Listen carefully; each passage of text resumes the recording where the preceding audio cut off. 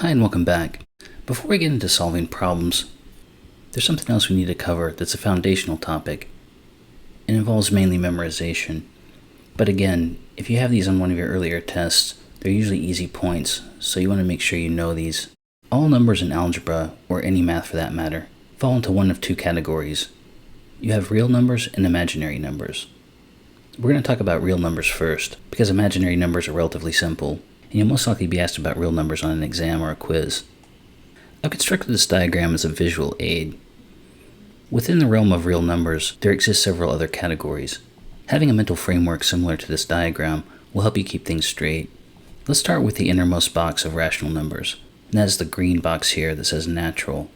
Natural numbers are what you think of when you start counting. If someone asks you to start counting, you'll usually start at 1, followed by 2, 3, and so forth. It's what you naturally think of when you think of numbers, if you will. For any inner box you start with, that number type also falls into the categories of the boxes above it. So for example, natural numbers are also integers, and they're also rational numbers. And this always holds when going from inner boxes to outer boxes.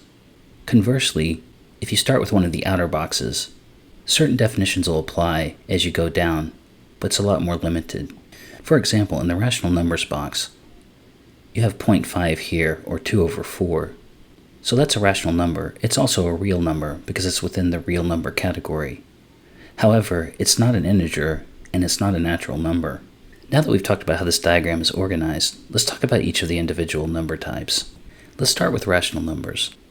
Rational numbers consist of terminating or repeating decimals or fractions, and we've given a few examples here.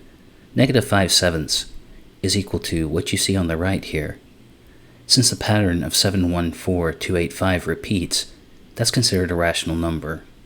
In its abbreviated form, you can write -0.714285 with a line above the top of the repeating portion. Another example of a rational number is 1/3. In decimal form, that's equal to 0.3333, and so on. Again, dropping down below, you can abbreviate this as 0.333 with a line above the top of the repeating portion. In the next example, 20 over 4 is equal to 5. That's also a rational number. The decimal point in this case terminates with a 0. 18 over 20 is another rational number. In decimal form, that's 0.9, with no repeating digits afterward. And the final example is 5 over 4. In decimal form, this would be 1.25, with no repeating decimal places. Next, let's talk about irrational numbers. A good way to memorize the definition of these is that they usually have many decimal places that do not repeat. There's no rationality to the pattern of decimal places. For example, the square root of 2 above, we've listed 8 sets of 4 digits. As you can see here, there's no discernible pattern of repeat, and that makes this an irrational number. A similar situation exists with the square root of 3. Again, we've listed several sets of numbers here past the decimal point that don't repeat. One of the most famous irrational numbers in math is pi. The decimal places of pi go on infinitely with no discernible pattern. As a matter of fact, every March 14th, or 3/14, there's a contest to see who can remember the most number of decimal places of pi. The current world record is about 70,000 decimal places. So let's take a look at real numbers again for a moment. Within real numbers, you have rational and irrational numbers. Irrational numbers have non-repeating decimal places. Rational numbers consist of naturals, integers, and fractions or decimal places that terminate. Integers consist of whole numbers with either a positive or negative sign in front of them.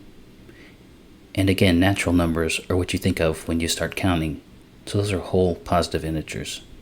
So we've talked about real numbers. The only other types of numbers we have are imaginary numbers, which occupy a special place in math.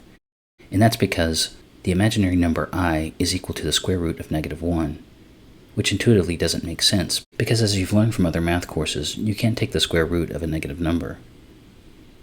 But believe it or not, there's an entire course, if you major in math, that deals with imaginary numbers called complex variables. For algebra, however, it's sufficient to know basic information about these.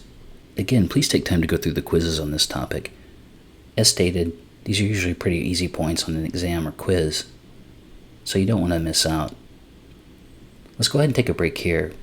When we come back, we'll talk about positives, negatives, and the order of operations.